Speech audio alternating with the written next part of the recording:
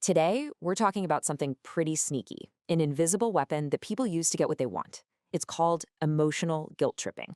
Ugh, you know that feeling, right? You just set a totally reasonable boundary. You say no, and then bam, you get the heavy sigh, the disappointed look, or that classic line, fine, I guess I'll just do it myself then. And suddenly you feel awful, like you're the bad guy just for protecting your own peace. So, what exactly are we dealing with here? This isn't just someone being a little passive aggressive. It's a very specific, very targeted kind of stealth attack on your emotions. Okay, so here's the official breakdown. Guilt tripping is a covert emotional weapon, and its whole point, its entire goal, is to control you. How? By making you feel personally responsible for their bad feelings, their sadness, their disappointment. Let's just call it what it is. It's a form of emotional blackmail. Now, here's the really wild part. The reason this works so darn well, it actually takes one of your best qualities and flips it, turning it into a weapon against you. At its very core, guilt tripping is an empathy hijacked. See, manipulators know you're a good person. You want to be kind. You want to be helpful. And they exploit that. They literally target your empathy to get what they want. And that's the real kicker. That's what makes it so powerful. They don't threaten you. Instead, they engineer a situation where their bad mood, their disappointment suddenly becomes your fault. And just like that, your totally reasonable boundary starts to feel, well, selfish. So who are these silent controllers? Well, this tactic is everywhere, and you'll often find it in the relationships that matter most, with family, with friends, and yep, even at work. First up, we have the martyr parent. They're masters at leveraging every past sacrifice, big or small, to create this feeling that you're in their debt forever. It's this implied message that you basically owe them for everything. Then you've got the victim friend. This is someone who weaponizes being helpless. By constantly painting themselves as the one who's suffering, they automatically cast you as the villain if you don't immediately drop everything and rush to their side. And of course, at the office, you might run into the passive-aggressive colleague.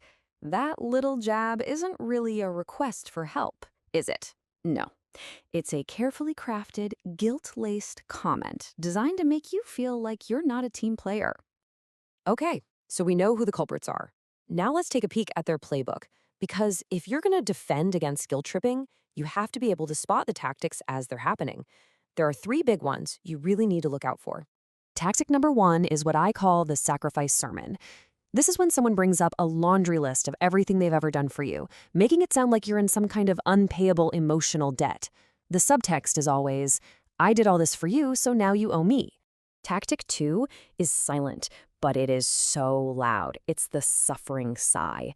You know, the dramatic sigh, the look of deep disappointment, the slumped shoulders. These aren't just random gestures. They're designed to scream disapproval and make you ask, what's wrong? Forcing you to take responsibility for their mood. And tactic number 3 is the future burden. This is where they make you feel guilty for something bad that hasn't even happened yet.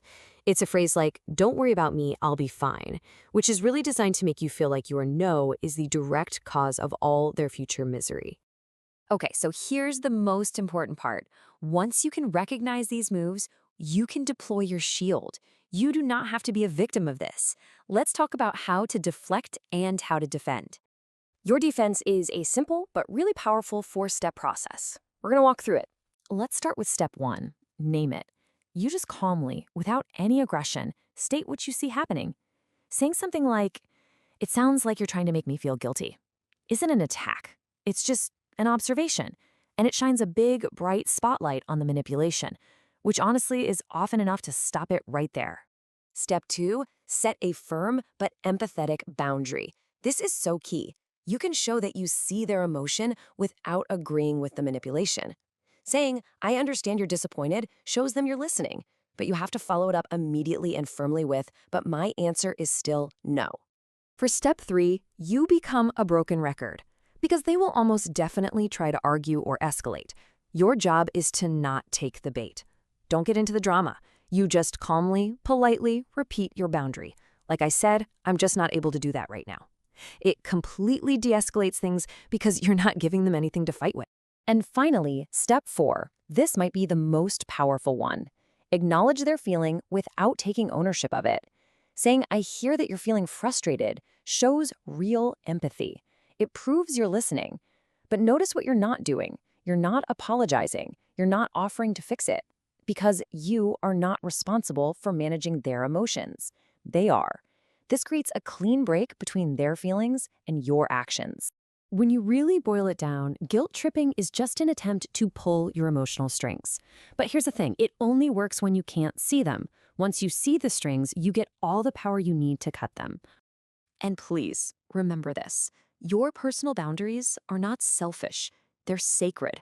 They are absolutely essential for your health and your happiness. And you have every single right to protect them.